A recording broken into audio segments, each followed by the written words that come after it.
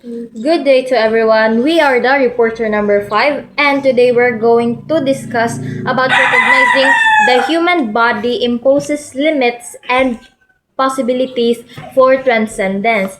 And today we're going to focus on the religion of Hinduism's reincarnation and karma, Buddhism's nirvana, Saint Augustine and Saint Thomas Aquina's will and love. And we're also going to distinguish the limitation and possibilities for transcendence, and finally, evil and suffering. Alright, so recognizing the human body limits and possibilities for transcendence helps us understand what it means to be human. Our body is physical and temporary. It has limitations such as aging, pain, and death. However, our body allows us to think, choose, and act morally. Through our actions and decisions, human person can go beyond physical limits and seek reasoning, growth, and spiritual fulfillment. Alright, so we are going down to some definitions of term and their discussion. Number 1, we have the human body. Definition of the human body is that it is the physical and temporary form of a person. The human body is the physical part of a person that is temporary and limited. Like I said earlier, that the human body is physical and temporary. It has limitations to aging, pain, and death because our body grows old and eventually dies. It's normal. You don't have to be scared unless you haven't accepted death because death is inevitable. So coming in number 2, we have the soul. What is soul? Here we have the definition of soul. It is the eternal and non-physical essence of a person. So in short, that the soul is the eternal part of a person. In Hinduism, the soul continues to exist even when the body dies. Okay, so coming in number 3, we have reincarnation. It has some connections with soul, with us human soul, with the soul now. So the definition of reincarnation is that it is the rebirth of the soul into a new body after death. In simpler one term for reincarnation, it means rebirth. But if you want it to be in a phrase, then it is the rebirth of the soul. Or if you want it to be more complex, more taas, then reincarnation means the rebirth of the soul into a new body after death. This shows that the body cannot contain the soul forever. Namo lagi na ilang dingon mulay forever. Okay, so coming in number 4, we have the limits of the human body. What is the definition of the limits of the human body? It is the restrictions caused by the body's temporary and physical nature. Because of our body's temporariness, it limits the soul to only stay in one form and one life. Coming in number 5, we have karma. What is the definition of karma? Dili katong karma nga karmahan ng tao ha. Karma means the law of cause and effect based on a person's action. So this means that karma is the result of a person's actions. Good actions bring good result and bad action brings suffering. So if your soul goes into reincarnation and you did a bad action on your previous life, then you will have a bad karma. So our number 6 is the possibility for transcendence. What is the definition of possibility for transcendence? It is the capacity of the human person to grow beyond physical limits through moral actions. This means that because our body allows a person to act morally by doing good actions, then the person can make a good karma. Coming in for our second to the last is transcendence. What is transcendence? It means going beyond the physical body towards spiritual freedom. This means transcendence means going beyond physical limits. In Hinduism, this happens when the soul is freed from the cycle of rebirth, and thus our final goal is liberation or moksha. What does this mean? It means the freedom from the cycle of rebirth and suffering. By living rightly and building good karma, the soul can reach liberation or freedom from the cycle of rebirth or reincarnation, thus putting the soul into an end, or putting the soul at finally rest from the cycle of rebirth and suffering, thus making them finally reach liberation or the highest form of freedom and happiness of Hinduism's um, terms and terms for possibilities for transcendence. And that's all about Hinduism's reincarnation and karma. Now, go to Buddhism's nirvana. Buddhism nirvana means a state of complete freedom from all forms of bondage and attachment. Nirvana represents liberation from suffering and any desires, which lead us to ultimate peace and enlightenment. Nirvana also means removing the cause of suffering through perfect insight and existence. By understanding the true nature of life and letting go of desires, one achieves inner peace. And it also says that a person who attains nirvana is free from all worldly fetters such as wealth and greed. Aguilar in 2010 possessed perfect knowledge, peace, and asked if one who attains nirvana exists or ceases to exist after death. Buddha remained silent. The Buddha avoided answering because nirvana transcends human understanding and cannot be explained by language. And it also says that nirvana is beyond sense, language, and thought. It cannot be fully described since it exists beyond normal human experience and reasoning. False conception of nirvana. It says that it is wrong to think that attaining nirvana means cutting off from the world and living in inactivity. Enlightenment beings like Buddha remained active, teaching and helping others even after enlightenment. And here is the life of a nirvanic person. The enlightened one lives a life of non-attachment and compassion, such as a person works for the well-being and liberation of others, not for personal gain. And lastly, the middle way. Wisdom means following the middle path, avoiding both extremes of self-denial and indulgence. It says that the true follower of Buddha balances meditation and action, living as proof that the middle way leads to enlightenment. Good day everyone, I am Princess Rami Taguba and let's talk about San Agustin and San Tomas Aquinas, especially their views on will and love. So first, let's talk about physical freedom versus moral obligation. So San Agustin believes that we are physically free, but we are morally bound to obey God's law. This law is internal because it comes from God Himself. According to this law, humans must do what is good and avoid evil. This is why every person has a moral obligation. Christian life is not easy, but we must remember that we are not meant to live only for ourselves.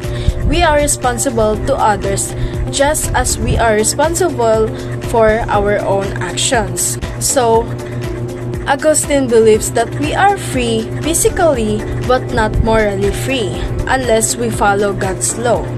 So therefore, even though we can do anything physically, we should choose what is good because God's law guided us. Now, let's talk about the need of grace and purity. Augustine's message still applies today because the world is still full of corruptions. He says that innocence of heart and purity can only be gained through God's grace. God may give this gift to some instantly, or it may take a person whole life to receive it. Through prayer, modesty, fasting, and other practices recommended by the Church, a person can maintain purity of heart, mind, and body daily. Augustine believes that purity is not easy and is only possible through God's grace. So, even if we want to be pure, it is hard without God's help. That's why prayer and discipline are important. Now let's go to the third one. Chastity and holiness. Living a chaste life is difficult, but everyone is called to be chaste, whether married or single. To be pure is to be holy. Although people have different lifestyle, all are called to be holy, pure, and chaste within their own way of living. Any lifestyle that does not include these virtues, even if accepted by others, is not pleasing to God because it does not lead to holiness, selflessness, and honesty. So, chastity is for everyone, married or single, because being pure is to be holy. So, even if society accepts certain behaviors, Augustine believes that true holiness is still based on purity and selflessness. And the last one is freedom with responsibility. So for Augustine, even though we are physically free, we do not have the right to do anything that is not morally right or that will hurt another person. So what is right is what pleases God. God has given us the ability to choose between right and wrong. But we often fail because we are not sincere, honest, and pure. So freedom is not just doing whatever we want. Therefore, true freedom is choosing what is morally right and not hurting others. Augustine says we must be sincere and honest to know what is right. So San Agustin teaches that although humans are physically free, our freedom must be guided by God's moral law. This law calls us to do what is good and avoid evil. And it reminds us that we are responsible not only for ourselves but also for others. So Augustine also emphasized that purity and holiness come from God's grace and that living a chaste life is difficult but necessary. True freedom is not doing whatever we want, but choosing what is morally right and loving others with sincerity and honesty. Ultimately, Augustine shows us that love, guided by God's law, leads us towards true freedom and holiness. So Augustine teaches us that our freedom is not only physical but moral. Our will should be always choose what is good because God's law guided us. Purity and holiness are gifts from God, and we must practice self-discipline to live a holy life. True freedom is choosing what is right, loving others, and being responsible for our actions. In this way, Augustine shows that love and moral responsibility leads us closer to God. distinguish the limitation of possibilities and transcendence. This report explained the limitation and possibilities of transcendence. Based on Indian philosophy, Buddhism and Western philosophical views, particularly those are Saint Augustine, Santa Tomas Aquinas, and Louis Verbiet. Transcendence refers to the human capacity to go beyond ordinary limits in the understanding of reality, truth, and the divine. Indian philosophy and transcendence. Indian thoughts emphasize the spiritual reality of truth, direct awareness or inner to experience to consider the best way to understand what is real. Practices such as meditation, yoga help us individuals to gain the awareness. Reason is useful, but it is not enough. True understanding comes from inner experience and oneness with all creation. Indian philosophy also respects a tradition but does not blindly follow it. In the past teaches, but it does not control the present. There are strong focuses in the inner life, believing enlightenment is an achievement by turning inward rather than outward. Another key is the non-material awareness of creation, meaning everything is connected through silent spirit, thus bring harmony in the universe. In Western philosophy, faith, reason, and human limits may develop. Philosophers like Saint Augustine, Santa Tomas Aquinas emphasize the relationship between faith and reason. While reason helps us to understand many things that they believe that God cannot be fully understood by human intellect. Saint Augustine stated that if something can be fully understood, it cannot be God. But Santa Tomas Aquinas added that God is honored through humility and silence, understanding the divine, while Santa Augustine also explained that existence of evil. Saint Augustine also explained the existence of evil. First is natural evil. It explained the calamities like earthquakes, tsunami, which is not caused by humans. Number 2, moral evil. Evil action caused by human choice. And this is all explained that both come from metaphysical evil, which refers to imperfection that naturally exists in created a dependent universe. Limitation of transcendence. The limitation of transcendence includes human independence on one reason, which cannot be completely freehead of the divine. Second is natural imperfection in the universe. Third, human suffering caused by natural and moral evil. This shows that humans are limited beings who cannot fully grasp unlimited reality through intellect alone. Possibilities and transcendence. Despite this limit, transcendence is still possible through spiritual practice and inner awareness, faith combined with the reason and self-creation. Understanding one connection to all creation. These possibilities shows that human can rise limitation by seeking deeper meaning and spelled growth. In the conclusion, both Indian and Western philosophy recognize the human limitation in understanding reality and divine. However, they also highlight the possibility transcendence to experience through spiritual, faith, inner experience, and humanity.